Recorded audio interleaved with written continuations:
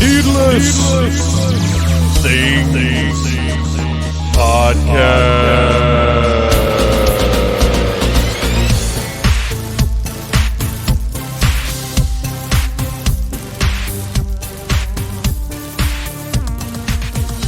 Hey, Phantomaniacs! Welcome to the newest episode of the Needless Things Podcast, where we talk about toys, movies, music, and all manner of pop culture dorkery and Dragon Con.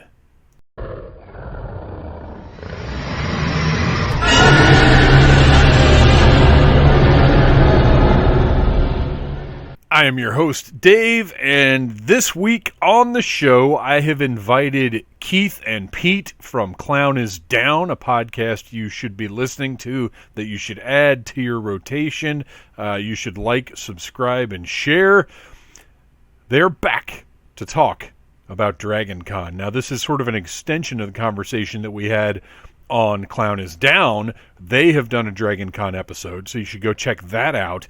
And Keith and Pete have been going to Dragon Con pretty much forever here in Atlanta. So we just got together and we talked about Dragon Con. It's a great time. And, of course, we are on the road now to Dragon Con. And here's what I'm going to do. I'm going to bust out my cellular telephone. And I'm going to bring up, it is available, it is live, it is updated, it is everything that you need it to be, the Dragon Con app. And remember, the highest rating you can give something in the Dragon Con app is 5 stars. So every Needless Things event that you go to at Dragon Con, please rate 5 stars. So looking at the schedule here, 1 p.m. Friday, September 3rd, Needless Things presents Geek Year 1991. A classic sci-fi celebration that is part of the Classics track. It's in the Marriott M103, M105. If you know, every year, Needless Things puts on a sort of retrospective where we look 30 years, yes, 1991 was 30 years ago, 30 years into the past, very much like the episode that we do as part of the podcast every year, except we change things up. We have different topics. We've got some different panelists, and we involve, of course, the audience, because that's something that Needless Things loves to do. 10 p.m. in the Hilton Crystal Ballroom, it is the return of the Big Damn Game Show. This is in a ballroom with a big, giant audience. We are going to take audience members, and they are going to compete for fabulous prizes on a game show that it's all your favorite pop culture, all your favorite game shows kind of rolled into one. It's an interactive experience. It is live, and it is fantastic. 10 p.m. Friday night. Saturday, September 4th, I will be moderating Diamond Dallas Page.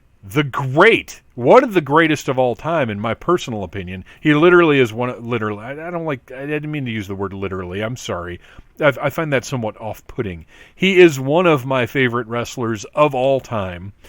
His feud with Raven for the WCW United States Championship is my favorite feud of all time, and I will be asking him about that. But mostly it'll be a Q&A, because that's what the people want. That's what the guests like to do. So I'm going to get a couple of my own questions in. I always do. That's my thing. But we're going to fill up the Hilton Grand East Ballroom. Lots going on in the Hilton. I'm pretty happy about that. We're going to fill it up with wrestling fans. They're going to line up behind a microphone, possibly behind 2 microphones.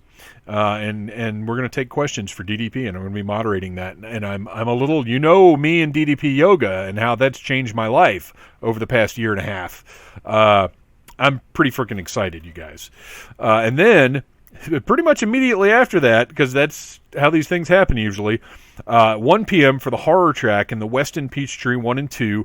The Evil Dead 40th anniversary. I will be moderating this panel, and we'll be talking about Evil Dead. And you're going to have to wait and see what aspects of it we're going to be discussing. But we've got a great list of panelists. It's going to be a lot of fun. I love doing stuff for the horror track.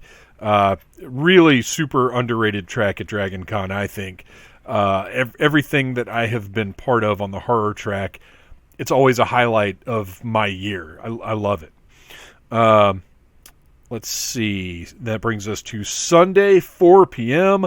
For the first time, I can't emphasize this enough. For the first time ever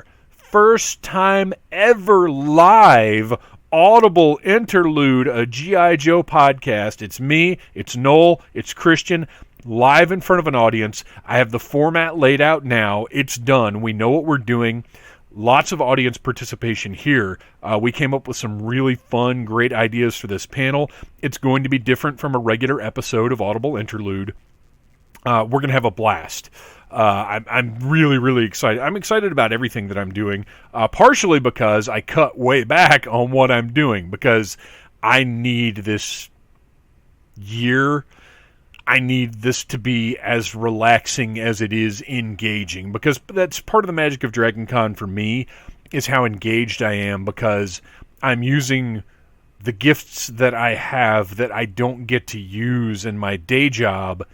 I get to use them here. So I love doing things and doing panels and doing the game show and just being a part of Dragon Con and entertaining people. And yes, it's work. It's a ton of work, but it's rewarding in a way that no regular day job is. But this year, I also need a vacation. So I cut back on the panels a little bit. I'm going to be trying to relax and have fun as much as I can, in addition to working and having fun. And so on Sunday, immediately following Audible Interlude, which is in Marriott M103-105, which is the Classics track room, 1981, the year of the werewolf in Weston, Peachtree 1 and 2. We're going to be talking about American Werewolf in London, The Howling, and Wolfen. And yes, I understand, I know, but we're going to talk about that. So be sure and add all of that to your schedule in your Dragon Con app. Now, I will tell you this. For some reason, I can't add the Big Damn Game Show to my schedule, so I had to make a manual entry because I'm going to forget about it or something, I guess. I don't know. I've got it starred, but it wouldn't let me add it. But anyway, so excited about all of this stuff going on at Dragon Con. And then, of course, I've got some other panels, and we'll talk about that next week, because next week's special early episode will be dropping on Wednesday, September the 1st, because honestly, there's no point in putting an episode out on Dragon Con Friday, because so much of our listenership is made up of Dragon Con attendees. So I like to get it out a little early on Wednesday. It'll be our final Road to Dragon Con episode, and it's going to be myself and some of the Needless Things family. Guess what? Talking about Dragon Con. But we're going to be doing some Q&A stuff. We're going to take questions from you guys, from the Needless Things Podcast Facebook group. And we're going to be having a lot of fun. So that's going to be up next Wednesday. So that's what's going on Dragon Con-wise, aside from the wonderful, delightful fellows from Clown is Down being on this week. But before we get to that, we've got to take a look at some news.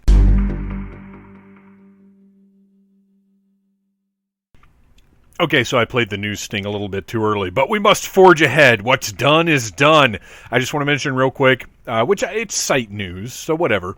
If you go to the Needless Things YouTube channel, which I wish you would, please like, subscribe, and share. Smash that like button if you like Needless Things. This week was Teenage Mutant Ninja Turtles week.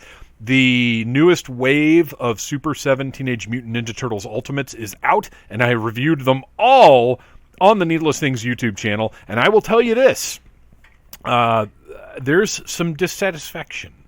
I generally try to be positive. I generally try to put as good a spin on things as I can. But I am also realistic, and I'm not going to gloss over stuff when I'm not satisfied. There may be things other people aren't satisfied with that I'm okay with, but, that's just a difference of opinion. But if I see something that I genuinely see as a problem with a product, I will absolutely point it out. And I had to do that several times this week with these Ninja Turtles. Now, I will say I understand that the pandemic created a lot of problems with toy production. And I understand that the approval process was made very difficult over the past 18 months. So I'll take that. as an explanation for why some of the things that happened. Some of them are not as easily explained, but you're just going to have to go to the Needless Things YouTube channel, subscribe, and check out those videos to find out what the heck I'm talking about. But you will be, I think there's some of my criticisms, you will be surprised to hear me being so critical, but there was no way around it. All right, moving on. I just want to talk about What If really quickly again. It's fantastic. And actually, I just realized I'm looking at my old notes for some weird reason. Let me zip over to a different folder, but I'm still going to talk about What If, because What If it continues to be excellent. I was blown away by the Captain Carter episode, but then it went on to just continue being amazing. The What If T'Challa was Star-Lord was it was everything. It broke my heart. It made me laugh a lot, because while you're watching it, you're seeing how successful T'Challa is as Star-Lord, and realizing, like, all of the things that he does, Peter Quill didn't do any of that. He really was kind of a selfish dickbag, and T'Challa is this wonderful guy creating, like, harmony throughout the universe. So that makes everything that happens doubly funny to me. All right. So moving along, I've got my updated notes now. The WWE New Generation ring was funded. This was the Mattel crowdfunded offering that came with what looks to me to be the best real scale wrestling ring ever created. The New Generation entryway with all the neon lights. It's the old square entryway with the different color neon light tubes. This thing is LED. It lights up with all kinds of different patterns, and it has a fabric curtain. And then it also ended up, because it met all of the stretch goals. So I am getting a WrestleMania 10 Macho Man with an announce table set. That's an Ultimate figure, which if you know, the WWE Ultimate Edition figures are much nicer than the standard or Elite releases. An Ultimate Edition Diesel, and an Ultimate, and this was like, honestly, this was the thing I kind of wanted the most out of the whole set, an Ultimate Edition Doink the Clown, original evil Matt Bourne Doink the Clown. And then finally two different sets of extra ring aprons or ring skirts or whatever. An In Your House set, and oh gosh, what is the other one? Is it SummerSlam or WrestleMania? I don't even remember, because the In Your House is the one I'm going to put on it. But this is great. I'm thrilled it got funded. And let me just tell you, real scale ring, easily $100, but considering it's an exclusive item, let's call it $120. 3 Ultimate Edition figures. Macho includes the announce table, so that's at least $40 there, probably a little more. And then Doink and Diesel, I'm going to say $35 a piece at least, so that's $70. That's $110, so we're already up to $230. Aprons, we'll say $10, $240. So basically $10 you're paying for that entryway, which, by the way, is huge. Easily $75, $80 item, I think, in my opinion. This is, I just broke the math down a little weird, because I personally came up with it being worth $250 when it was just Diesel, the ring, and the entryway. I was able to justify that in my head. And now with the 2 additional Ultimate figures and the ring aprons, it's a crazy value. And my gosh, is it going to sell for so much more than that later on? But that doesn't matter, because I'm not going to be flipping it, because I love it. I can't wait to get my hands on that next year. And then finally, speaking of things that were funded, Galactus, the Marvel Legends Galactus, is funded as we speak. It still has 4 more days for you guys, 3 more days. Nova is unlocked, or Frankie, whatever her name is unlocked. Silver Surfer is right now like 400 away from being unlocked or something like that, so that's 100% going to hit. And then whatever the last stretch goal is, I think there were rumors it was an extra head or something for Galactus. I don't know. This is not for me, though. This Phantom Jr. wanted this very, very badly, and I said, well, do you want this to be your Christmas present from me and your mom, but you're not going to get it until like next September? And he said, yes. And I said, you sure? You understand that this is what you're going to get from us, and this is it, but you don't get it until next September. He said, yes. He gets it. He understands. He's 13 years old. He gets what's going on here, and he wants this freaking Galactus. So we will have one on the way, and maybe by then he'll do an unboxing and review on the Needless Things YouTube channel. I would love that. That would be awesome. So there you go. Oh, one last note. Two big things. There was a Marvel Legends panel today, and there was a WWE panel today. I have not had the opportunity to look at the WWE panel yet, other than to see that there's a new Trish Stratus figure coming out. There's a regular one and a Chase variant. It is like kind of original Trish with the cowboy hat and the long jacket.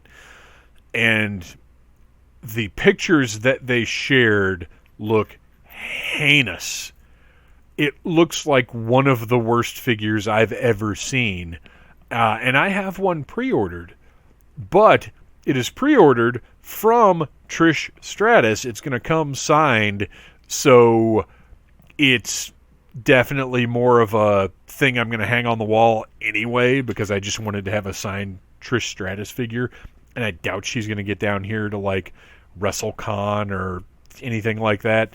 So I figured, you know what, and it didn't cost a whole heck of a lot more, in my opinion, than getting the Elite from like ringside would have been. So I just ordered it. So I've got one on the way. I don't know if it'll be the regular or the Chase. I don't really care because they both look just hideous. And then finally, the Marvel Legends panel, they revealed the new Spider-Man No Way Home figures, which some of them look great. Some of them I don't care about. I think the video game Miles Morales looks fantastic and might be the best Spider-Man figure to date. There's a new penless movie version of the Tom Holland Spider-Man. Then there's the black suit, which has all kinds of mystery around it. We don't know what it is. There is a J. Jonah Jameson movie version, which is great, must have. Although I do kind of wish the alternate head was younger J. Jonah Jameson from the Sam Raimi movies. But whatever. They'll probably get around to that anyway.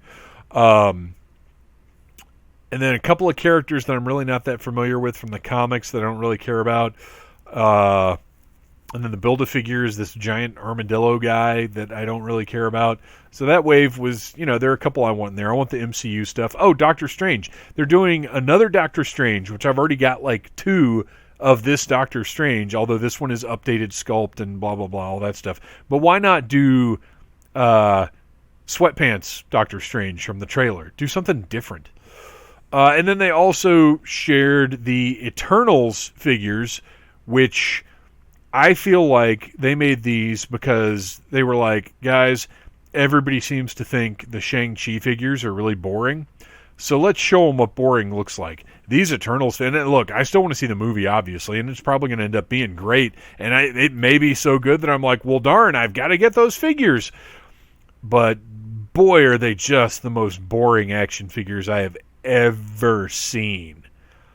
Dullsville, not a one among them that like piqued my interest even just as a toy collector. Like, oh, that's a cool figure, even though I don't know who that character is. Just a big bag of dull. So my interest there, very, very low. But maybe once I see the movie, that'll change. All right, I believe that does it for the news.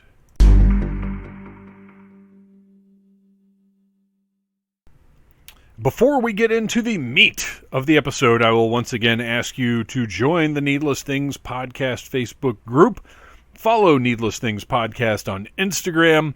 If you want to follow on Twitter, it's Needless Things Podcast _, I think. But basically everything on Twitter is just reposted from everywhere else because I don't particularly care for Twitter. The only thing that Twitter is good for is getting toy companies to perhaps correct problems that you have with their products.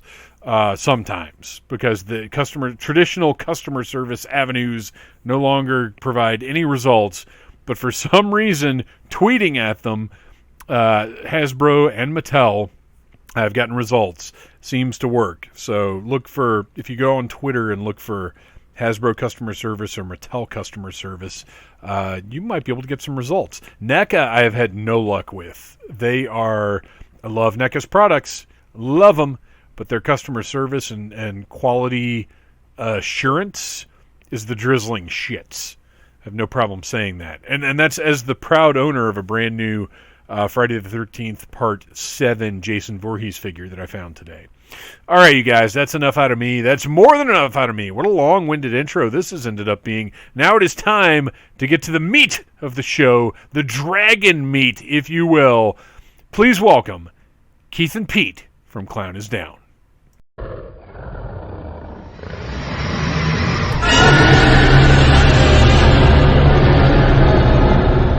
Okay, so mowing the lawn is giant. We've already got two things pre-recording that we have to go back to, and actually, we're going to start with Keith, because Keith, he dazzled me right out of the gate with his little friend here.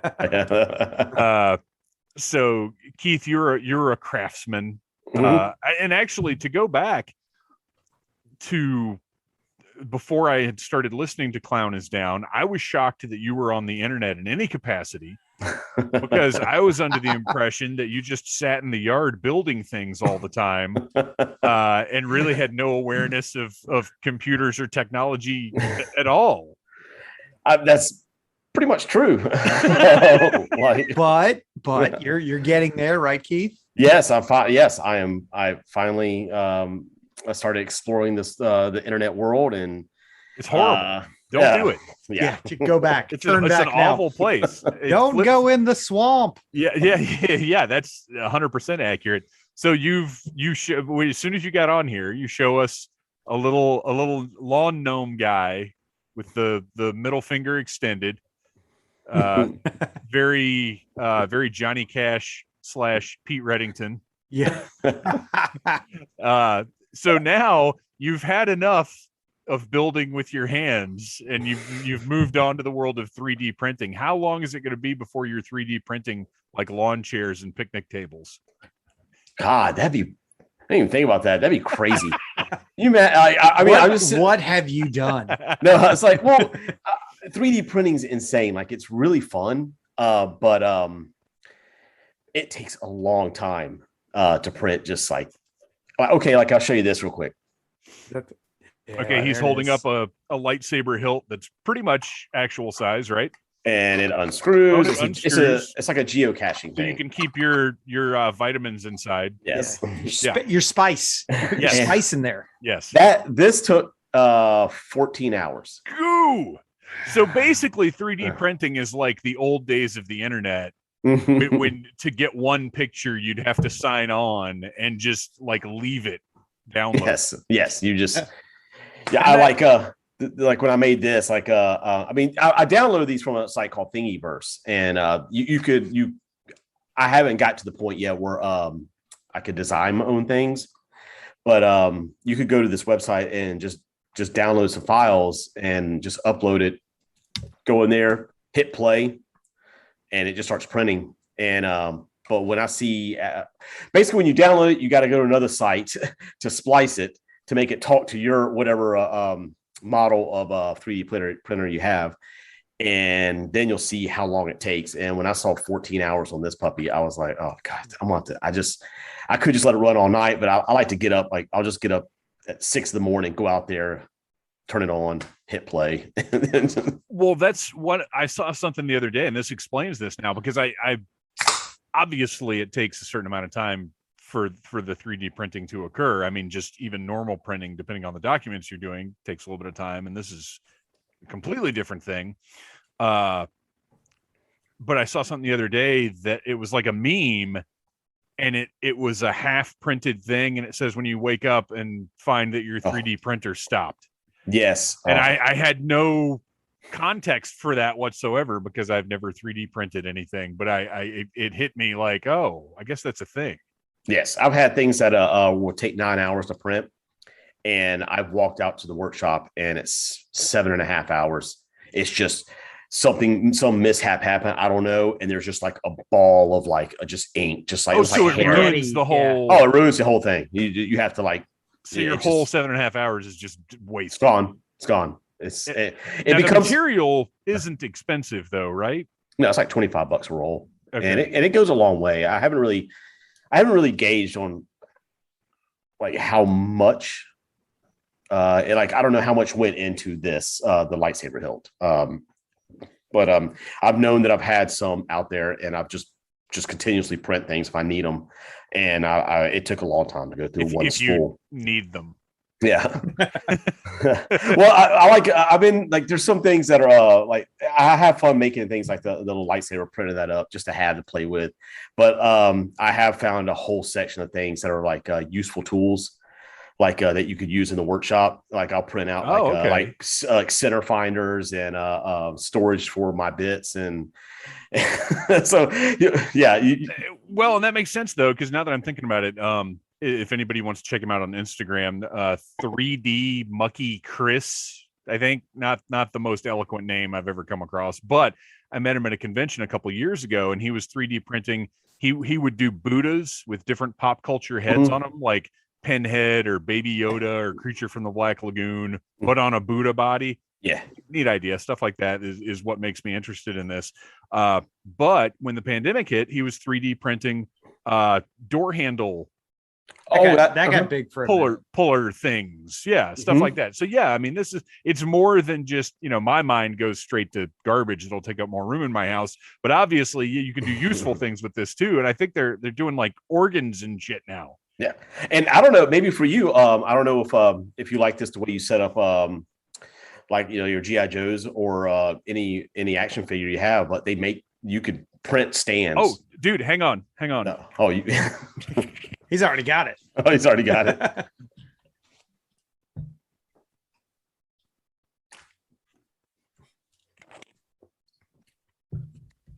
Okay, so listeners, let's see. I think Audible Interlude is where I talked about them. But there's a Facebook page called Display Joes, and I ordered this. Oh, wow. Hang on, cool. Let me turn my background off so you guys can actually see this thing. And it's not something that I'm gonna get, for everything, but that's really cool. That is I cool. like that. And it's got, if you see, it's got a little wrong side. It's got the helmet, like all the accessories clip into this, and then this is all hand painted. But this is a 3D printed stand, nice. And it's for this whole Special Mission Brazil set, which is I just got it for these. So it's by character. You order that by character. Yeah, okay. Yeah. It looks like on the sides they clip in too. It does. It has clips on the side, so you can clip them all together. But they're all personalized. So like for Duke, it would have the thing for his helmet, a little hook for his binoculars, a hole for his backpack, and clip for his rifle. For Stalker, it would just have the clip for the rifle.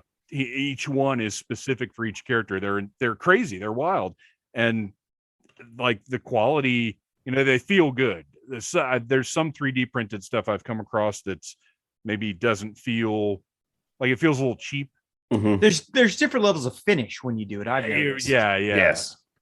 Yeah, but these are fantastic. So Keith, get on that. Come on, Keith. God, what are you doing, man? What are you doing? Get on it.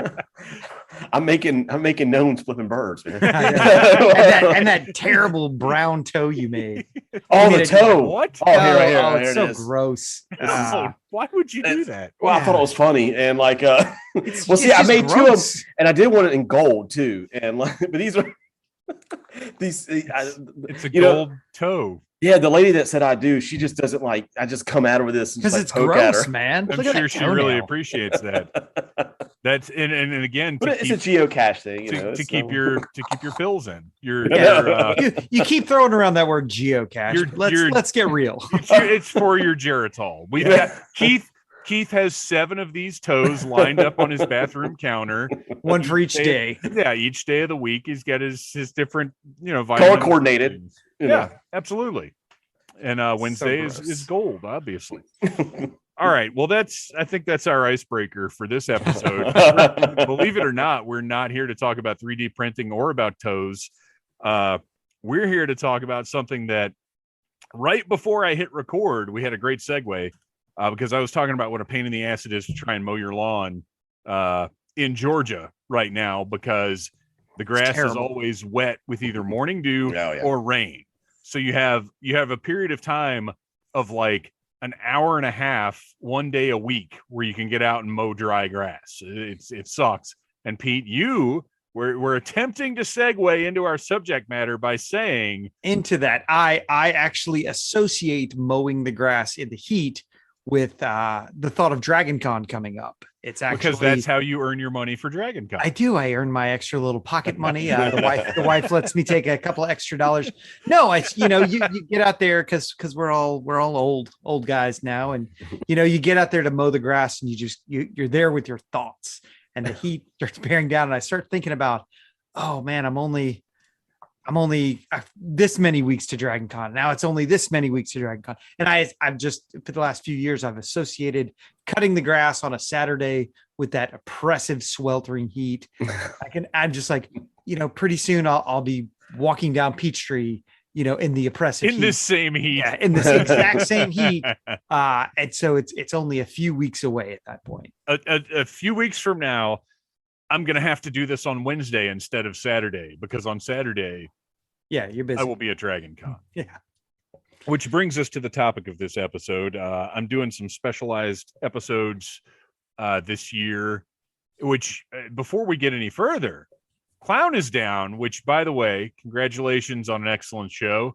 Thank you. Thank you. You guys are burning it up. Like I every time I see an episode posted, it just makes me happy, even if I'm not on it. First and the 15th. And so you guys have some Dragon Con business going on. As a matter of fact, you just dropped an episode. We dropped the first of two Dragon Con episodes. Just kind of, we love it. We grew up with it, so we wanted to pay a little respect to it and talk to some Dragon Con vets. And also get some like tips and tricks, We didn't want to be the usual. This is what we do. And that's why I wanted to have you guys on, because you have, honestly, in my sort of field of friends, acquaintances, business partners, whatever, you guys do have kind of a unique perspective on Dragon Con. And I just want to talk to you about how long you've been going, what you do there, how your business has evolved over the years. But first, I'm going to do something that's never occurred to me to do. All right. And it seems kind of, in doing Dragon Con related things on the internet for over a decade now, I don't know how I have never once visited the Dragon Con Wikipedia page. Oh, yeah. Wow. Have you guys ever gone there? I've never thought. Why would you? Because we know. We know all about it. This is what I'm going to read. I'm just going to read the first paragraph at the top here, just to give some context of how the world at large views Dragon Con, I guess, which granted, this was probably written by somebody from Dragon Con. Yeah. But it's for a worldwide perspective. And then we'll move into more personal experiences. Dragon Con, previously Dragon Con, and sometimes Dragon Con, is a North American multi-genre convention founded in 1987, which takes place annually over the Labor Day weekend in Atlanta, Georgia. As of 2017, the convention draws attendance of over 80,000, features hundreds of guests, encompasses 5 hotels in the Peachtree Center neighborhood of downtown Atlanta near Centennial Olympic Park, and runs thousands of hours of programming for fans of science fiction, fantasy, comic books, and other elements of fan culture. It is owned and operated by a private for-profit corporation with the help of 1,500 member volunteer staff. Dragon Con has hosted the 1990 Origins Game Fair and the 1995 North American Science Fiction Convention, parentheses, NASFIC, as we all know. Good old NASFIC. NASFIC. So first I want to ask if you, because I think this came up when I talked to you guys on your show about Dragon Con. Could any of us remember when it actually started? I can't. I mean, I wouldn't have pegged 1987. I thought actually, I had a friend in the late 80s, a neighbor of Keith's, who had an older brother that was a volunteer for Atlanta Fantasy Fair. And right. That's what I remembered. I went to Fantasy Fair with him, and I want to say it's so long ago. I don't know if it was AFF or if I attended the first Dragon Con, but I remember going and seeing Dragon Con banners. I don't know what year it was, but it was one of the first years. See, and that's I'm in a similar boat where I really am not sure what I attended when and what was first. I think Atlanta Fantasy Fair, like I think Dragon Con existed and Atlanta Fantasy Fair just ended up getting folded into it. Right. I think it got absorbed. I can vaguely remember a conversation about it. I remember the name Dragon Con being mentioned in the company we were with. So I remember it from the back of because I wasn't really into role-playing games, but I loved having like the Teenage Mutant Ninja Turtles role-playing game. Like I would buy the source books and stuff. Yeah. Or like the Star Wars role-play. Like I liked having the source books. I painted the little miniatures for a long time. Star Frontiers. Yeah. I was like into the culture of it without really wanting to do it. But we had shops here in Atlanta, Sword of the Phoenix. Yep. And there was one at Perimeter and one at Lenox, I think. And then there was one other store that was specific for gaming, and I can't remember what it was now, but you would get Dragon Magazine, and there was another magazine, same kind of thing, just about Dungeons and Dragons stuff. But I remember seeing an ad for Dragon Con in the back of either Dragon Magazine or whatever its competitor was, which I can't remember. And then listeners, tweet us at Needless Things Podcast if you do remember, because I don't. I wonder what that advertisement looks like. That'd be kind of cool to see. I remember seeing posters for it at a bookstore, Gwen's Paperbacks. Gwen. Snellville. I think that's the first time I ever saw really an advertisement for a con, even before AFF was around. I think Dragon Con was the first one I ever saw an advertisement for. Now that I'm thinking about it, I believe that ad was how I ended up going to the first Dragon Con I went to. And I can almost, I'm looking at a flyer now for 1989. Guest of honor, Anne McCaffrey, Wes Craven, Michael Whelan, Andrew Greenberg, Lynn Abbey, Robert Aspirin, Larry Elmore, Richard Garriott, Margaret Weiss, Tracy Hickman, which would have been huge draws for me. Right. Dragonlance was my jam. And Gary Gygax. He was there a lot. I remember seeing that he was, because I would see that name. I may not, because I wasn't into Dungeons and Dragons. It always seemed like a lot of math, and I wasn't into that. But I knew his name. I didn't know he was associated with Dungeons and Dragons, but I remember seeing that name a lot. The older Dragon Cons had a lot of pull. There's always, here we go, 95, Mortal Kombat and Highlight, Christopher Lambert. Oh my gosh. That's 96 was the oldest one I could find offhand. Kevin Murphy and Tom Servo. Anthony Daniels hosts the costume contest. He did that for a long time. He did that, yeah. I guess these are pictures. The 95 photo gallery was in the back. I should scan this. This is you really should. That needs to be. You need to put that online for posterity. I think, or start a Patreon and make people pay to see. Make them all pay for. Here you can find your 1996 advance registration form. that you had to cut out. And where is it? Hold on, because you can get your eternal membership. Take a guess. 96. Eternal membership Eternal in 96. I'm going to guess 500. 500, Keith? I was going to say 500, but I'm going to go up. I'm going to go 501. Same goddamn prices, right? Eternal memberships at $350. Hold on. Oh, $300 if you're already a member from 95. Wow. And I think that blew our minds. Yeah, I was like, $300. It was $20 in 1996 for a 4-day pass. Wow. $20. Whoa. I am gonna scan this. If you think about it, though, it's still, and I haven't I haven't paid to go in a long time. Yeah. But like it's still, for everything that's offered, it's still very reasonable, I think. Yeah. It's fun. 4-day membership. Now the Eternal, let's look this up real quick because now I'm curious. That's Guar. Wow. Okay, so that was a year. Well, yeah, that's definitely a year I was there because it was Olympics year, and I was working at the Masquerade. I think we talked about that. Yeah. So everybody, be sure to check out Clown is Down for basically the other half of this conversation that you might not have heard yet. I think about 15 years ago, it was the Eternal membership was 2,000. Yeah, it jumped up, man. Yeah, so I'm curious what it is now. Did you say 15 years ago it was 2,000? I think so. I think it was like 10. I think about maybe 15. It might have been 1,000. Oh man, look at this. Let's see. Grab your membership. Timothy Leary. Holy shit. That's wild. Yeah. Eternal membership. If you buy it right now. Well, we'll Keith, what's your guess? 3,000. Pete? 3,500. Pete nailed it. Wow. 3,500. I look every year. I look every and when I'm on my deathbed, I'll be like, maybe this will be the year that I finally buy it.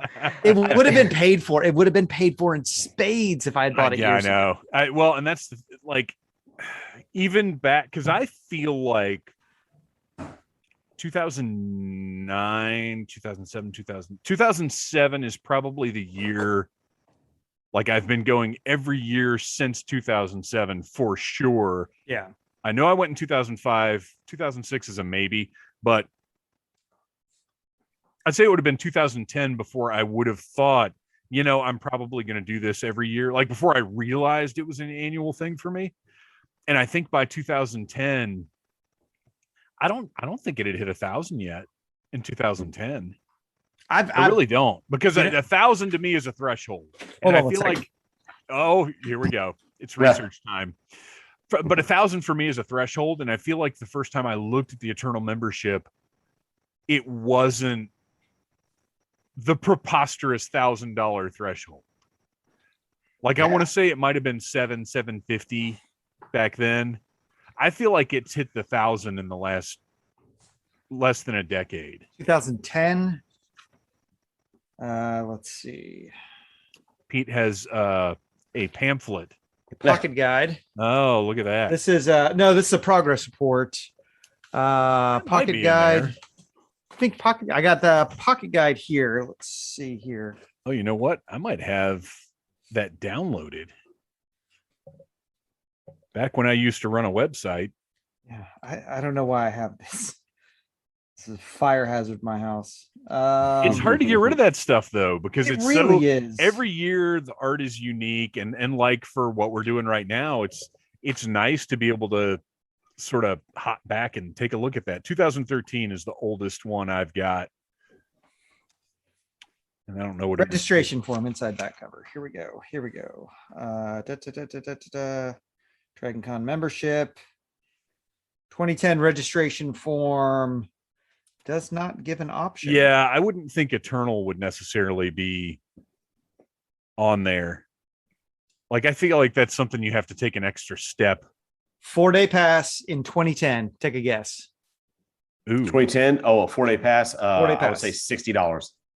I'm going to say 85. 90 prepaid, 100 at the door. Oh. Yeah. Man. Good times. This is fun. I'm just scrolling through the 2013 one. This is actually the pocket guide and not the progress report. Just all the maps and everything. So much fun sitting down and planning that shit out. Here's my goal, and I'm never going to obtain it because they've sucked me in too deep. My goal is to eventually not do things at Dragon Con anymore and just go and wander around and have fun like I used to. Not gonna lie, that's my absolute favorite thing to do at Dragon Con. It absolutely is. I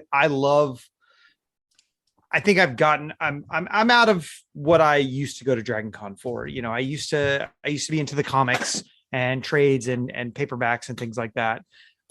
I love people watching now. I really do. Yeah. And I love taking it all in and just being a part of it. And the drinking's nice too. But, you know, I have kids now, you know, I bring the kids on Sundays. That's usually our dad and daughter days.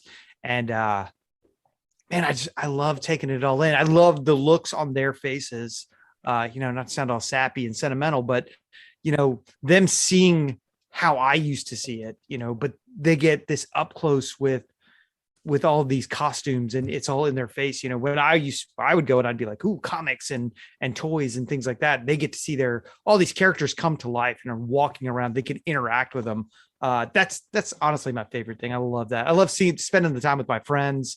You know, it's like we said on our podcast, it's the one time of year I know I'm really going to see all my friends together. And that makes me happy is, you know, yeah, I mean, not the last year, and it's going to be a little while before things get right, but this is like the one time a year that we've all gone our separate ways in life, that we all get to be together, even just for a couple of minutes at a time, you know, even if we all just meet up to have dinner or talk, or, you know, we pass each other in the hotels and we're like, hey, where are you going? What did you do here? Blah, blah, blah. You know, it's just, I don't know. I like it. That's my favorite thing about going to Dragon Con. Yeah, I'm with you on that. Cause like, I love the people watch, and the entire time I've been going, that's just been my favorite, just to roam around and look. I love going to the food court and watching everybody in their costumes try to eat.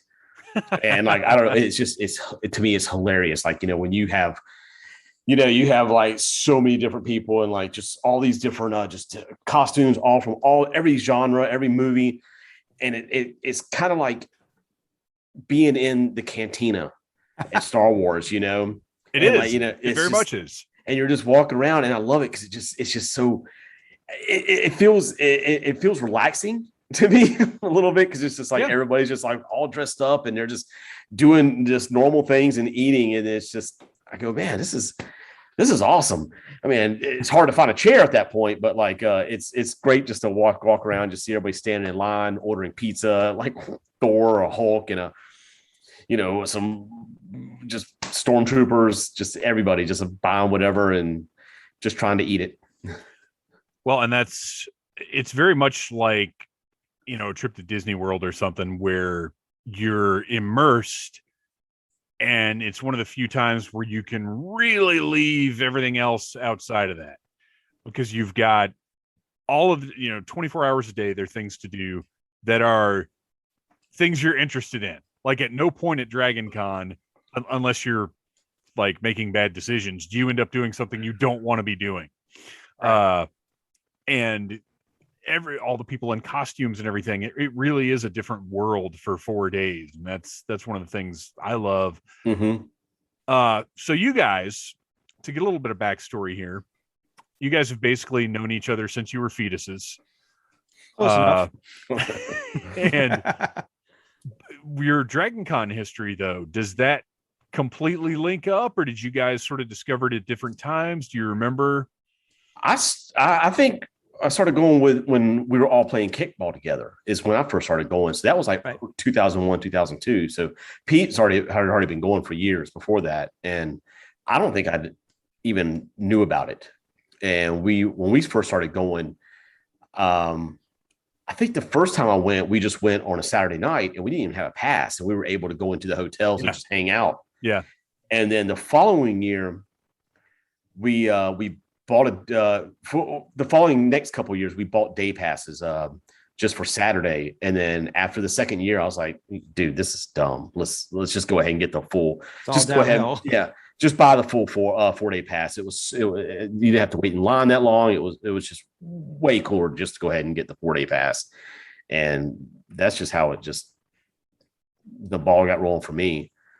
But I remember the first time we started going, what I really liked about it was it was just mostly stormtroopers.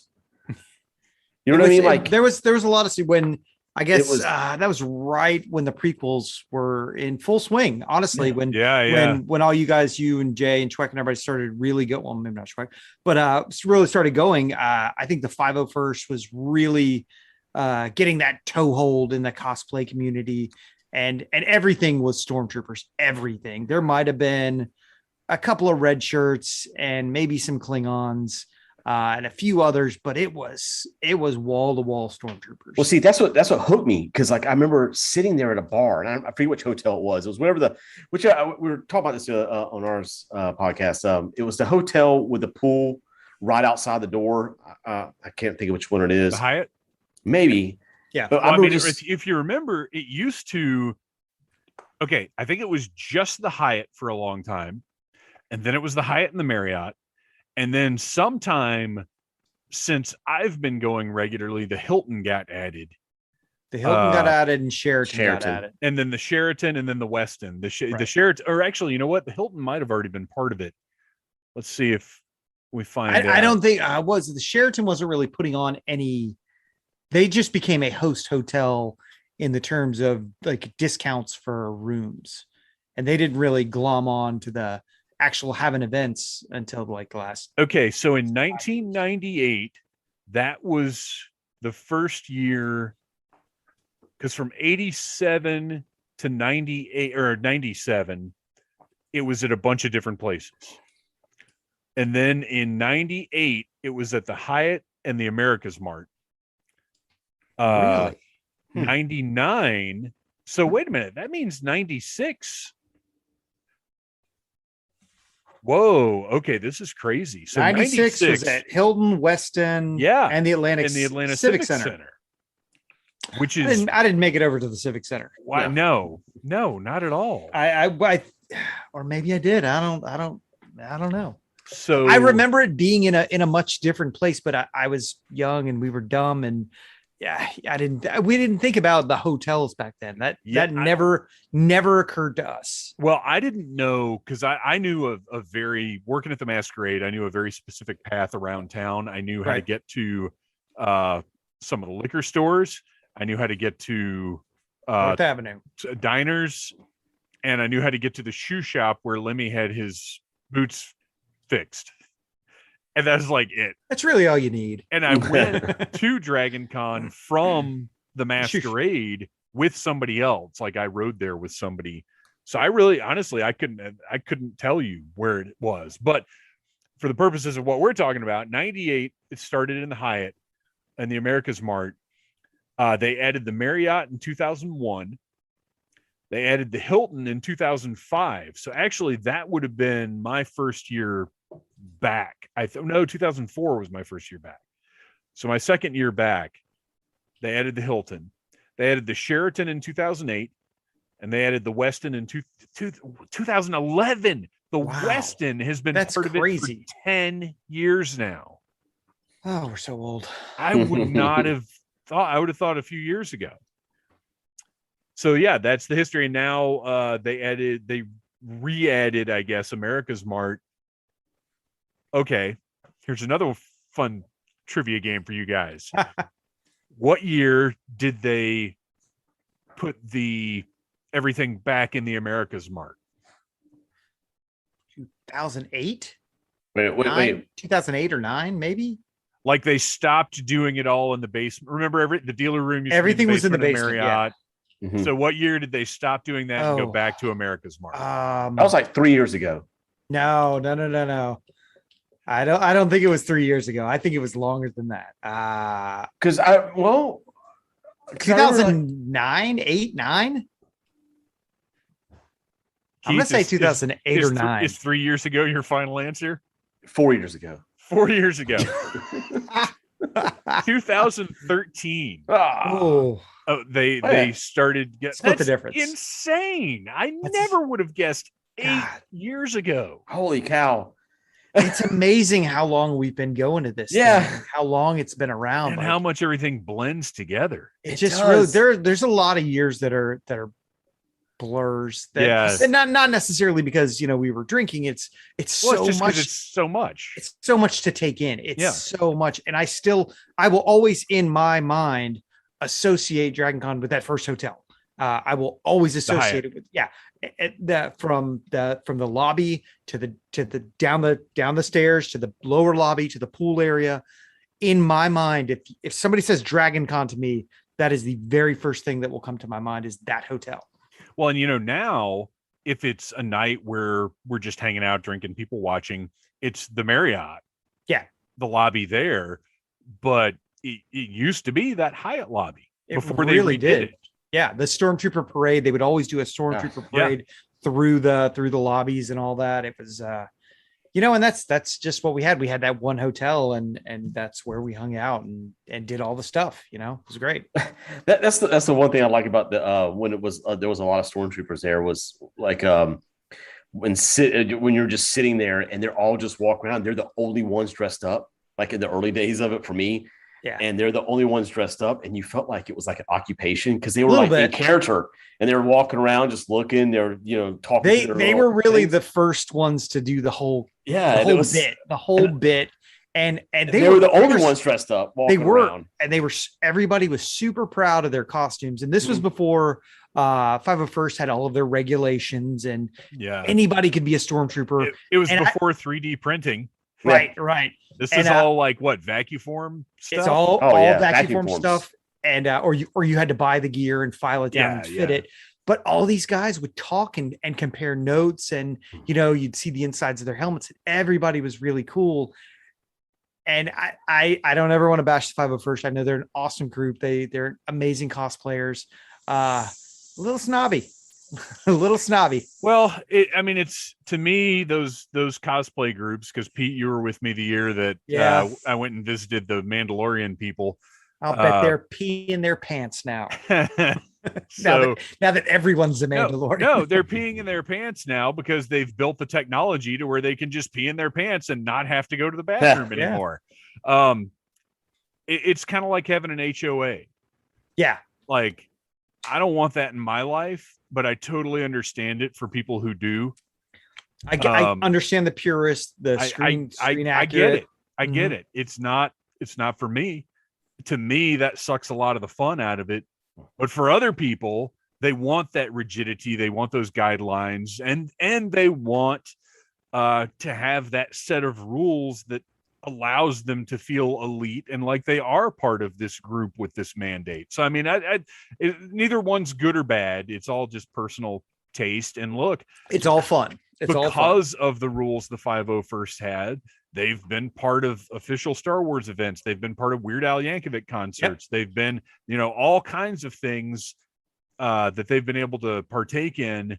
Whereas if it had been more wild and less structured, they might not have had those opportunities. Nope. So it's a give and take.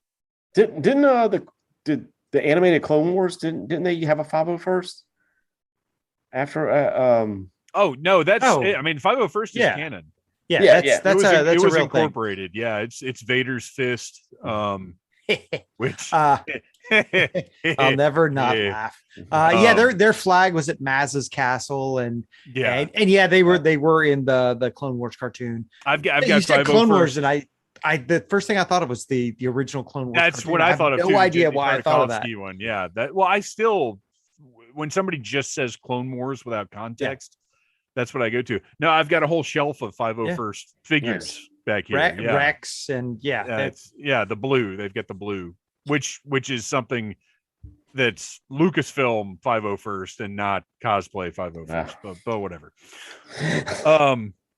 So and the blue stripe has to be precisely 12 centimeters wide and cannot extend beyond. No, I'm just kidding. I have no idea. I'm sure there's a list. And again, 100%. They look fantastic. They really do. They really do. They have those guidelines accomplish something. It's not like they're just, no reason. Willy-nilly. Yeah. Right.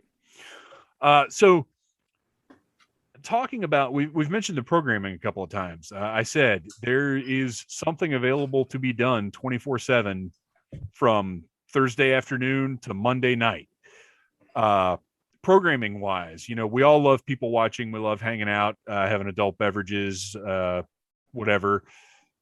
But when you go down there, and I'm a lot different about it now than I used to be, but programming wise, like, do you go to panels, or are there specific panels that you remember enjoying, or are you just down there to wander around?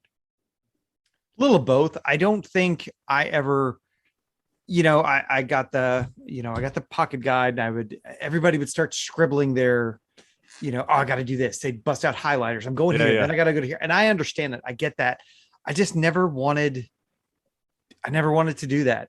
I just, hippy dippy, free floating around. I was like, if something piques my interest, I'm going to walk in the room and sit down for a little while and see what's going on. And that's just kind of how I flowed. I decided a long time ago, I didn't have anywhere to be at Dragon Con but Dragon Con. Yeah. And I didn't, and I missed out on some cool stuff. Don't get me wrong. I missed out on a lot of cool stuff because I didn't want to have to be anywhere at a certain time. But I also found a lot of cool stuff and, met and had crazy conversations with people, conversations you can only have at Dragon Con. And so I never had to be at a panel or had to be anywhere at a certain time. Pete's a real Bob Dylan, Bradley Noel, Sublime kind of guy. Just kick back and let the world take you where it will. I'm not waiting in no lines, man. Well, and it's kind of similar to the thing we were talking about with the costume groups, where like some people want a schedule, some people want a rigid, like, we need to do this, then we've got to hit all of these things, and some people just want to hang. Yeah, I've seen some of those pocket guides filled out and color coded, and I'm impressed. I'm impressed. And if that's how you want to do it, then that's awesome. And I'll tell you, I used to sit down and do that. Now, I did it with the understanding that I was going to do about 25% of the things that I had written down or listed or whatever. But yeah, to me, it was just fun to sit down with the program and be aware of what, this is pre-app. Now we have the app where you go in and you load in everything you want to do, and the alarm goes off and you say, well, don't have fucking time for that, and put it away. And wait, you're getting service? You're doing. Yeah, dude, the last couple of years, service has been pretty good. Or at least I haven't had any problem. Mine's been a little... Really? Mine's been flighty, yeah, just because mine's always terrible. Few times I've had to go outside. Who have you got? AT&T. Well, I was at Verizon. I moved to AT&T. So see, I've had Verizon since I've had a cell phone. Verizon's the only one that works down there. Oh, okay. I swear it's the only one that works. I was going to say I would say for at least the last 5 years, probably. I really have not had any issues other than just batteries suck. Yeah. Keith, how do you enjoy your Dragon Con? Do you sit down and make yourself a schedule, or? No, I'm terrible with schedules. I do the same. I just float around, and we were talking about this on our podcast with Schwett for a minute, and I totally agree with I love just going down into the bellows. Just going down and just walk around, see random rooms, and if you see something that catches your eye, like just something written on like that's how we discover like filking, that just crazy stuff like that. For the listeners who might not know, could you explain filking to us? I hate that word. I know. Well, that's what drew us in. Like, I remember we were walking down and we just saw one of those dry erase boards, and it just said filking, FILKEN. It sounds like it's going to involve fingers and orifices. It really does. And it was like, and I remember we're just walking around. It's just, everything's just noisy as can be in the hallway. And we're like, what is this? And I was like, I don't know. So you go in, and as soon as you walk in the room, it was dead silent. Everyone turns and looks at you. And we just sat down really fast. And it's, how do you put it? Oh, what's the word I'm looking for? It's kind of like medieval singing of tales of bard singing of Jean-Luc Picard or just any kind of Are there lutes? No, they were. Well, I remember. Did you toss a coin? It's Well, I just remember- it's a cappella. Yeah, it's a cappella. I remember this girl, like, she was there and she stopped and like we interrupted. And because we just barged in and we were like, laughing, and then we just froze and we were like, sit down now. So we just sat down really quick. And then she pulled up her phone and just went back to like, singing about Jean-Luc Picard, like traveling through the galaxy and and we're like, holy cow, what is going on? And I think I made it through like maybe one or two songs before I was like, all right, I'm done. And like, and I left. You want to sit through the whole set? I know, but I love that. I love that kind of stuff. I like walking in and just seeing just sit down like, okay, or there's two brothers up there arguing over, Boba Fett, just random things like that. But other than those, the ones I would actually seek out is I did like trying to find like the special effects stuff. I like going into rooms where like people would explain, like on this TV show, we did it this way, or this is how we got the effect of this ghost. And I don't know. I just found that really interesting. That and the puppetry stuff. Yeah. Well, and I think that is part of the magic is you're happy that even if you're not interested in it, you're happy that this stuff is going on. Like you may see something that's completely bizarre and has no interest to you whatsoever, but you know what? I'm glad it's there. The 150 people in that room are stoked right now. And that energy is fulfilling. And you're like, this is great. It's good. Good for those people. And that's like the whole weekend. That's the feeling. Good for those people. Yeah. Good for everybody. It's an awesome, positive.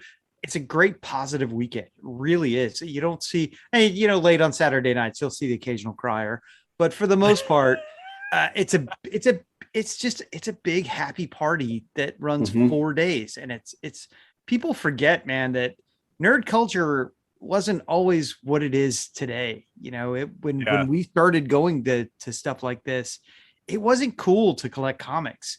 It wasn't cool to like Doctor Who. Honestly, it wasn't cool to watch Star Wars. If you saw somebody wearing in 2002, if you saw somebody wearing a Boba Fett shirt, it was very unusual. Yeah.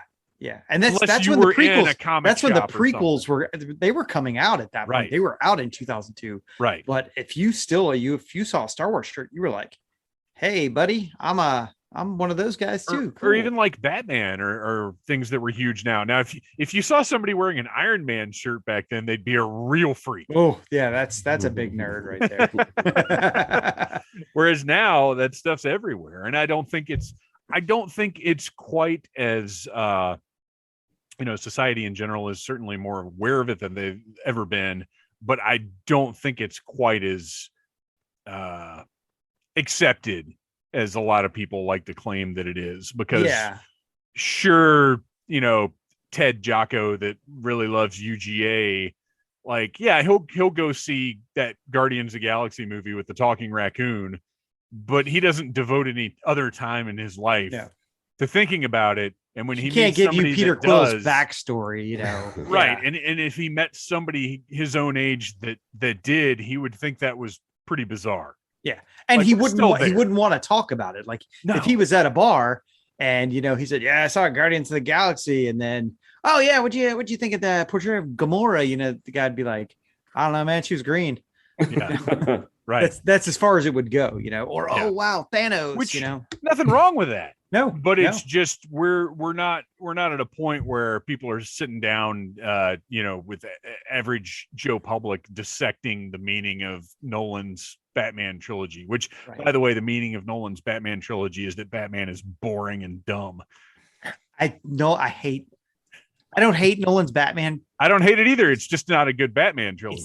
It's not a good Batman. It should have been the guy from Kick-Ass. It would have been a much better movie. It should have just been rich white guy becomes a ninja. Yeah, like that would have been. That would have been great. That would have been great. But Batman, like, so you're telling me Keaton's the best Batman. You're telling me the best Batman after the second movie, because Batman's girlfriend was killed by crime, Batman gave up fighting crime. Killed by crime. What?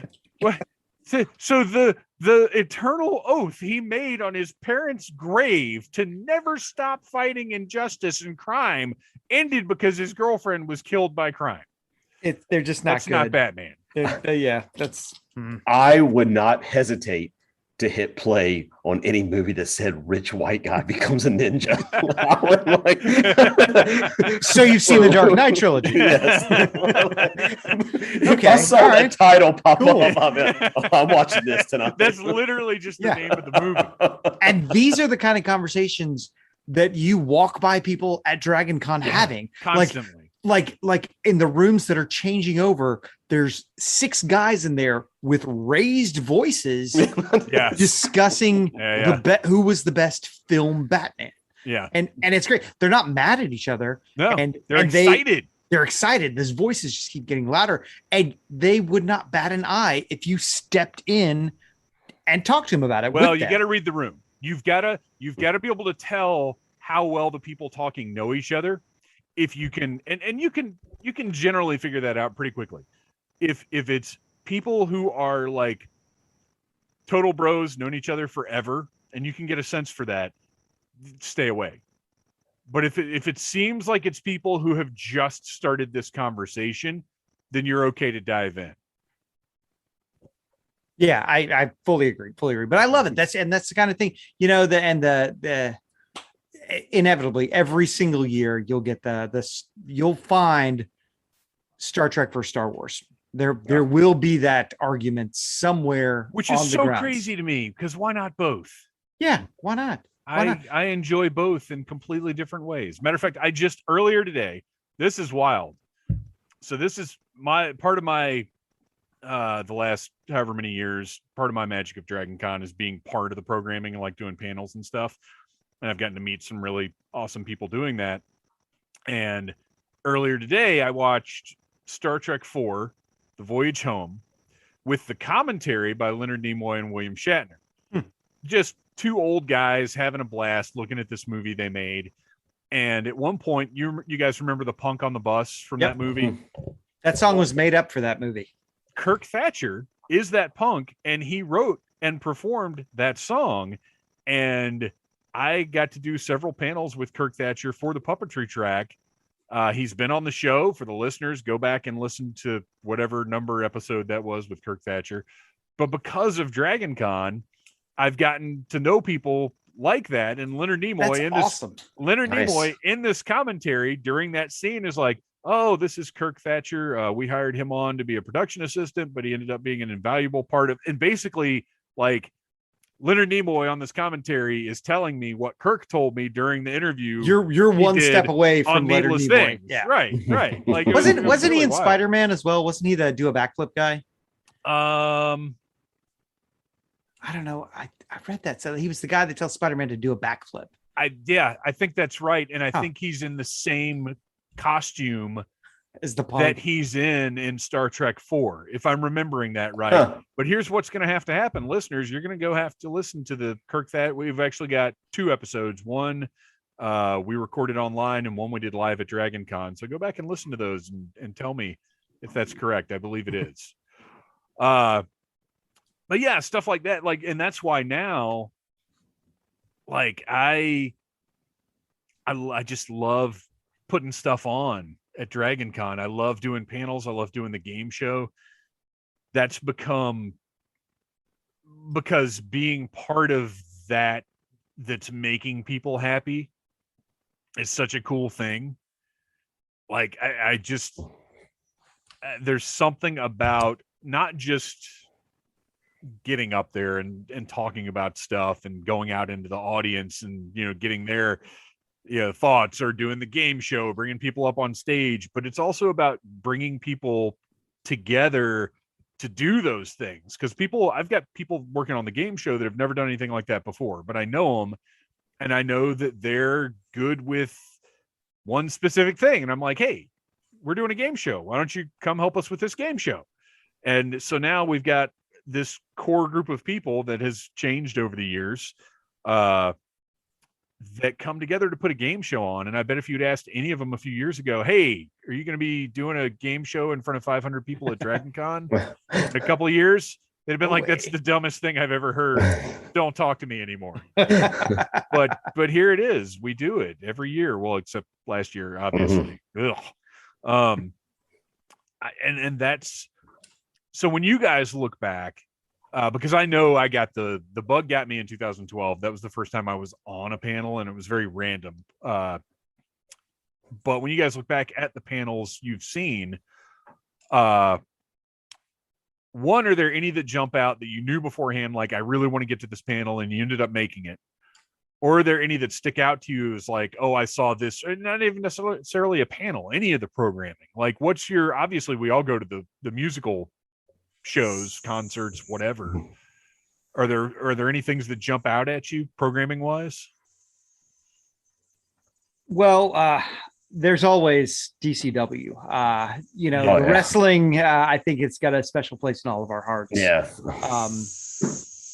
I can remember before it was what it was. It was on Saturday afternoons, and it was midget wrestling. They did a lot of that. Little person wrestling. Sorry, little person. Is one of you hissing?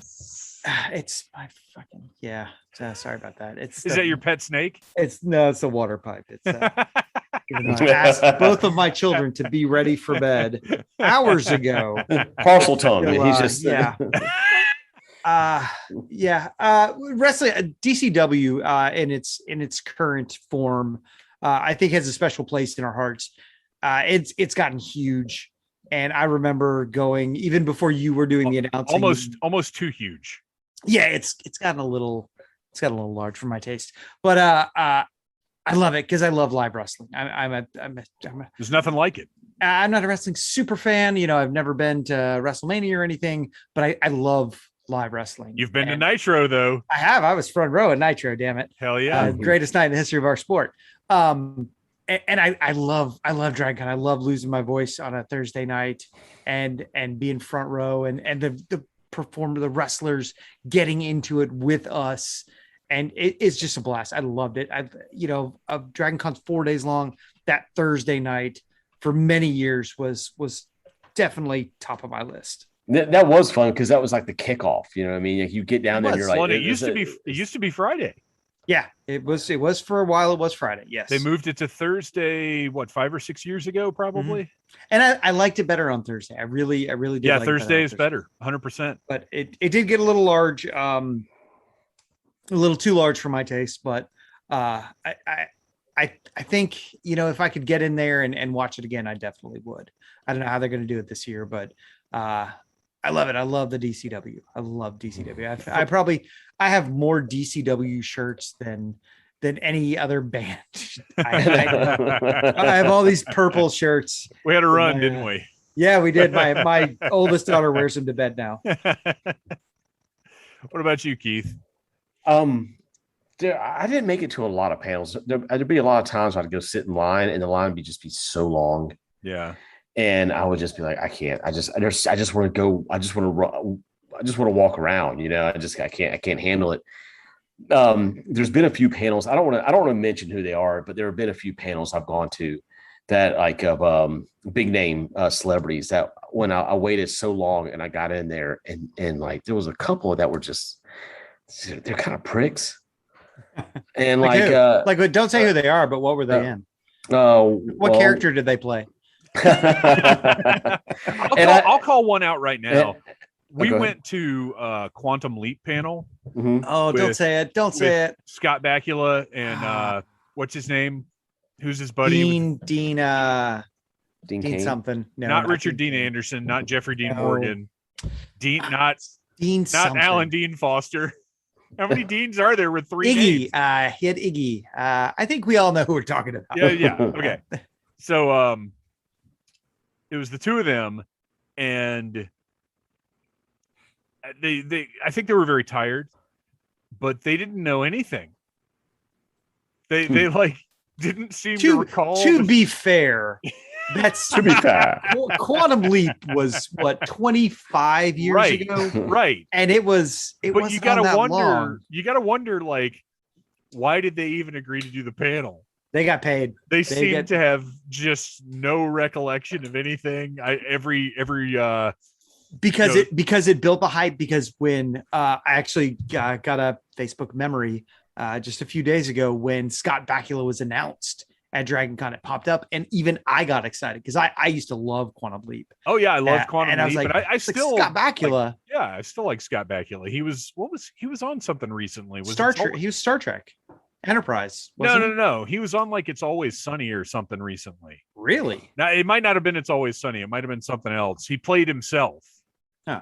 And it was fucking hilarious, whatever it was. Oh gosh, now I got to look this up because this is going to bother me. There was one. I remember we went to this one panel that was it was that TV show that came on. It was a remake, Being Human. Oh yeah, with the werewolf, the ghost, and the vampire. Okay, and Sam Witwer. That guy's great. Yeah, and they were awesome. Actually, that was one of the panels we went to. I was like, oh, I sat there the entire time, like just laughing. They were so good together up on stage. Just they were just. I've seen more like that than I have not great. Like there was a Smallville panel that was incredible. Any Buffy or Angel panels I've been to, those are always big. Those guys are great. What's his name? Spike, James Marsters. Like if he's on a panel, it's probably going to be good. John Barrymore is always good. Yeah. It's Always Sunny. It was 2017. The Gang Turns Black. Oh wow, that episode. Oh boy, was on that episode as himself. Oh boy. So there you go. So music wise, Dragon Con tends to be like 80% folky, steampunky stuff, 10% goth stuff, and then if you're lucky, 10%.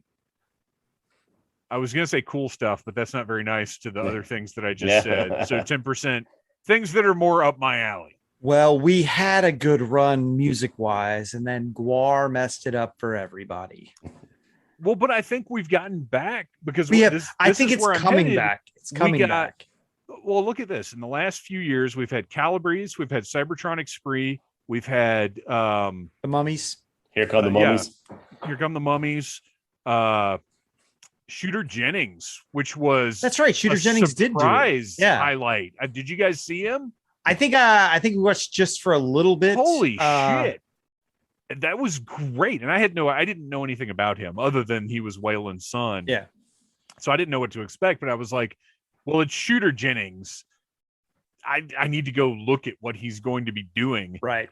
And I remember walking into that room and there's purple light, like a dozen purple lights going to the middle of the stage. He's in this white suit with long hair and sunglasses in front of a keyboard. And I was like, whoa, this is not what, because I thought it was going to be country music. I was baffled. And he's in front of this like synthesizer and he like hits these crazy synthesizer notes and they start playing this wild like 80s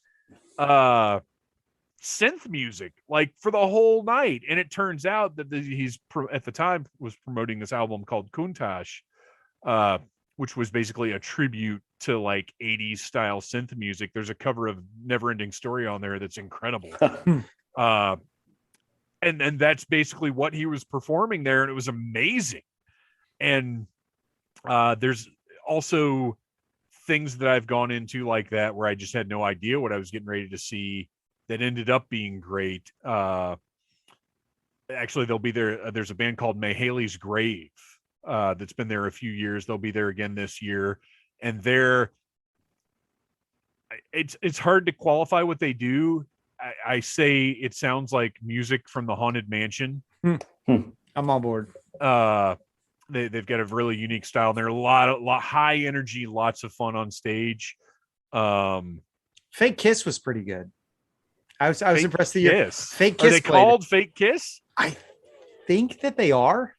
It was just a Kiss cover band, and they packed out one of the ballrooms. I mean, it was packed. Who wouldn't go see a Kiss cover band? Because nobody can afford to go see Kiss now. Yeah, they had all of the gear and they were playing. I was like, well, dude, Fake Kiss is pretty good.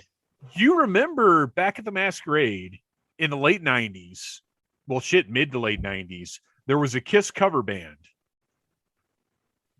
Not Destroyer. I can't remember what they were called, but they were great. Like had the Ace Frehley, the guitar, the steam would come out of it and everything. Like they had the full costume. Was it Shane's band? Was Shane? No, nothing to do with Shane. And then they would like they played in character, but you knew it wasn't really. I mean, obviously you knew it wasn't really Kiss. Yeah. But then halfway through the set, they'd be like, "Ladies and gentlemen, we got a surprise for you tonight.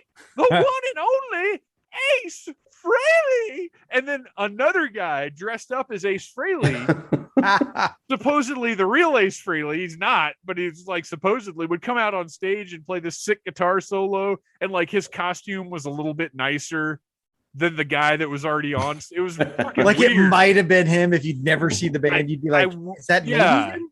That's. I wish I could remember. They came through the Masquerade a bunch of times, and I mean, look, people will shit on cover bands, like touring cover bands, but no, I can't go. I am not going to go pay to see Kiss to sit 3 miles away and see Tiny Kiss.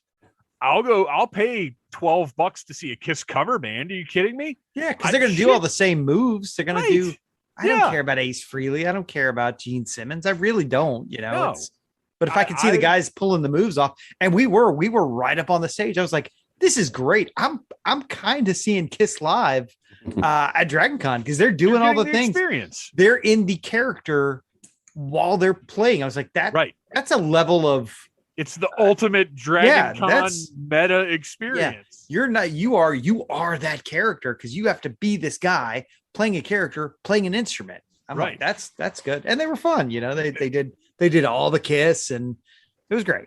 I mentioned Cybertronic Spree. Have you guys been able to see them yet?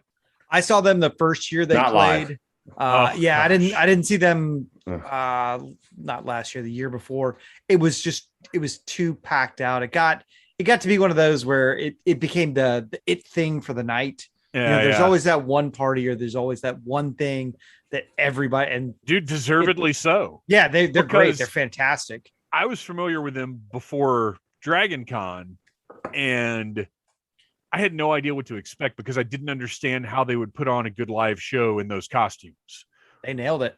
And my assumption was that they would basically just be standing up there playing instruments and singing the songs. And they're doing full on like kicks and splits and jumps and like crowd interaction. And like, it's crazy. They're really good how they do it. It's really hard for me to call it because I love so many of the bands that I've seen at Dragon Con, but I think Cybertronic Spree really is the best live band I've seen at Dragon Con. They're a good one. They're not my favorite one I've ever seen, but they are up there. I just can't think of anybody that's put on a show that dropped my jaw more. Grand Moff Tarkin at Dragon Con. I mean, look, it was the height of Star Wars. It was the prequels were just about to come out. Yeah, they had dancing girls, they had Darth Vader singing, and they're. I didn't see him at Dragon Con. I saw him at the Star Bar, and I saw him at Masquerade Point. Yeah, you saw him at the Point. Did I? Okay, they played the Point. Okay, then I saw him at the Point. I think that was the one where I helped him because somebody blew up. Somebody that was supposed to help them get everything back to Jim's house just left, and I happened to own a truck at the time, so I helped them. That sounds about right. Drive all their stuff back to Jim's house. Yeah, and that's, I mean, Grand Moff Tarkin doesn't get enough credit because they are the front runners of basically this kind of music, like performing in costume in that way. I don't know if anybody else did that at that time. Yeah, Gwar played the same year they played, but the Gwar was. But that was Gwar a different Gwar. Yeah, that was a different kind of thing. This was. I don't think anybody would have.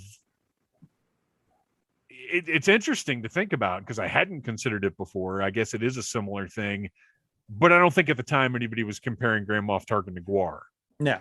But you're right. It is that performing in costume and they had a whole theme going, where they could play Dragon Con. And if you would, everybody's heard of Gwar, and it might not be everyone's cup of tea, but if you're at something like Dragon Con and you hear, hey, this band called Grand Moff Tarkin is playing. Yeah. Which this played a part in it right there. If you hear Grandma, you're going to check it out, and then you get there and you got a stormtrooper playing bass and Boba Fett's playing the keyboard and you got a Death Star gunner playing drums and Darth Vader walks out and starts pointing and singing. And you're like, maybe he's not really singing. And then halfway through, he's got to take the mask off and you've got this actual giant. Why is Sasquatch Darth Vader? That's just a whole nother layer to it. A whole nother. Who is this jolly giant? Did you see that Mattel is making a figure of Andre the Giant as Bigfoot from As $3 Million Man? As Jim Stacy. Right, and it just looks like a Jim Stacy action figure. Just put a Hawaiian shirt on it and you're good to go. Right. All right. Well, Keith, you've caught some late night stuff, some performances. Or are you an in and out guy? Like, does it get too late for you? No. I mean, I'll sit there thinking about bands. Like some of my favorite ones, I think they cracked down on this though. The ones that the local bands that would just show up and play on the streets. Yeah. And one of my favorites, and I immediately bought all their stuff, was Attractive 80s Women. Huh. I didn't know they did that. Yeah, they performed there on. I never heard them. I just walked up and all I saw was a bunch of dudes wearing all the old school 80s laser tag gear. And they were just rocking. I was like, what is this? And I was mesmerized. Sat up there for the entire set. And as soon as they were done, busking at the con. Yeah, and as soon as they were done, there was these, I don't know who it was. It was just a bunch of people in Mighty Morphin Power Gear clothing, and they just got up and they started doing this. By that time, I was ready to go in because we've been out there for like an hour, watching another band. But I kind of wanted to hang out for that. But for me, I like to gravitate and just keep moving.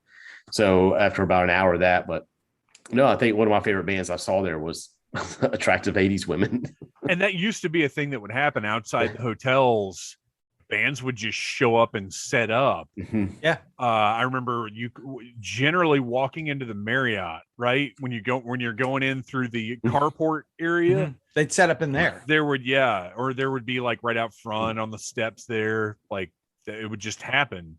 And you're right. I think they pretty much cracked down on that. I think that's where it was. Yeah. When I saw that one, right back to is it a lion? Yeah. There's always going to be somebody with a guitar out there. Yeah. I mean, they can't stop the soloists, unfortunately. As hard as they try. So before we wrap it up, any final thoughts, any last things that you guys want to talk about? We discussed doing this a little while ago. What popped into your head when you thought, we're going to be talking about Dragon Con some more on somebody else's show? So what do we are there any nuggets that you saved up? I don't think so. I'm happy it's back. I really am. I know everybody's a bit apprehensive, Sure. I know there's a lot going on. And I think a bunch of us want to see past that and get back into it. And just as long as everybody's safe and doesn't do anything stupid, I think we can all have a good time again. I'm excited to be back. It's going to be very different this year. I think we talked about that. It's not going to be the same. It's not going to be the Dragon Con of really the last 10 years. It's going to be more like the Dragon Con from 25 years ago with the amount of people that are coming in. I don't know. I'm really curious to see. I know they put an attendance cap on it. I know they're right. Saturdays I don't know are if off. they're requiring masks or if they're politely asking people to wear masks. They've said they are requiring masks. From what I read, indoors they're requiring masks. They're saying they're going per CDC guidelines. Right. So no, you don't have to show proof of a test. You don't have to show vaccine paperwork. But they are saying that you are going to have to wear a mask, which I'm curious to see how that goes down, because I guarantee you by midnight on Thursday, half the people are going to have no masks. They're going to once a week, I host a trivia night in downtown Atlanta, and I can assure you nobody gives a shit about masks. They don't care. And that's in downtown Atlanta. That's where, a lot of the people who are concerned about it. In general, the more responsible people live. Right. And you're not in Dallas, Georgia. I'm not Nothing against Dallas, Georgia. I'd be curious to see like how creative everybody's going to get with the mask. That's what I'm hoping. This year, like I'm just wondering, like, how insane, like, with their mask or whatever, they're like, dude, I don't have to take this off at all. I've got like tubes going in. I can got my camel pack in the back with water, and another one with whatever it is. Yeah. I think there'll be a good bit of that, but I think, well, we'll find out. We'll see what happens, and we'll hope that alcohol, copious amounts of alcohol, can kill the virus that we may come into contact with. If not that, maybe the stench will eventually kill it. Oh, stinky people at Dragon Con.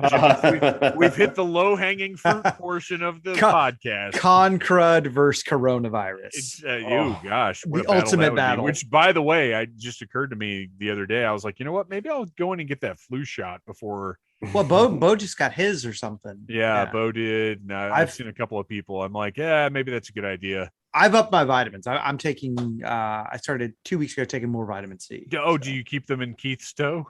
No. I have my own. I keep them in my sock. I don't like to keep it in a toe. Those good old sock vitamins. I usually take 1,000 milligrams of vitamin C a day, and I've started taking. Do you keep it in your ruse? The shoes with the little zipper. Oh yeah, there is kangaroos. Well, now I'm gonna.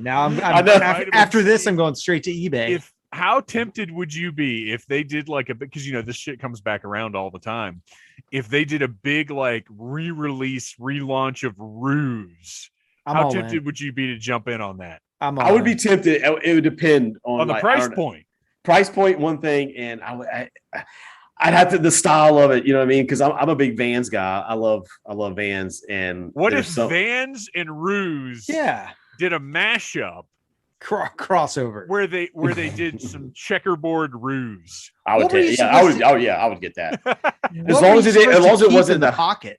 A penny. You couldn't keep anything in that pocket. Yeah, like a key or a quarter. No, it was literally. I think there was enough room for like a quarter, and that was it. But it still seemed like the coolest thing ever. All right. So on that note, for the listeners, if you don't know what the fuck we're talking about, look up Ruse tennis shoes, and you will be delighted and mystified. And also, pride of Australia, maybe. Yeah, I'm sure. Oh, for sure. They came with a little boomerang. You're supposed to keep a little tiny boomerang in there. That's what it was. Pete and Keith, where can we find you online? What are we up to? You can find us on the Clown is Down podcast, wherever you find your podcast. We're on Instagram, Facebook, Spotify, Apple Music. Find us and give us a listen. Yeah. Follow on Instagram, all the social media stuff. Be a responsible podcast listener. Like, subscribe, share. Tell your friends about Clown is Down. Absolutely. Pete, Keith, thank you for coming on and talking Dragon Con, and I'll see you guys in a couple of weeks here. Yeah. See you in a few, man. It's going to be a blast. Later, guys. All right, buddy. Thanks, man. The Clown is Down podcast is available wherever you get your podcasts. Personally, I listen to it on Spotify. I find that... excuse me, I had to take a swig of my delicious Leinenkugel's Summer Shandy. I find that Spotify is the best for sort of organizing my podcasts. Like it's easiest to look at my list, find the newest episode, and just play through. I like it. But you may have something different, and you feel free to add Clown is Down to whichever service you use to get your podcasts, including, of course, the Needless Things podcast. Leave us a review somewhere. I don't care where. iTunes, Spotify, Podbean, a bathroom wall, wherever. Just leave a review somewhere. And if you take a picture of that review, put it up on... I would prefer Instagram and tag Needless Things podcast. And I'll really appreciate it. I'm not sending out... I don't do prizes anymore because there's not enough... I have not gotten good results from contests. They always leave me bitter. So no more contests. But maybe if I see somebody left a review somewhere relevant, including if you leave a review and can prove it's on a bathroom wall, and I'm not saying right on the wall, like type it up and tape it to the wall. Don't be a hoodlum or a vandal. But if you tape a review of Needless Things to a wall in a Dragon Con bathroom and have some sort of proof that it's a Dragon Con bathroom, I will send you a prize. That will be a contest. I will stick with that one. So let's do that. Tag me on Instagram. Thank you. I love you guys. Smash that like button if you like Needless Things. You have been listening to a Needless Things podcast. You can follow Needless Things on Facebook, Twitter, Instagram, and at needlessthingspodcast.com. Love you. Mean it. Uh-huh.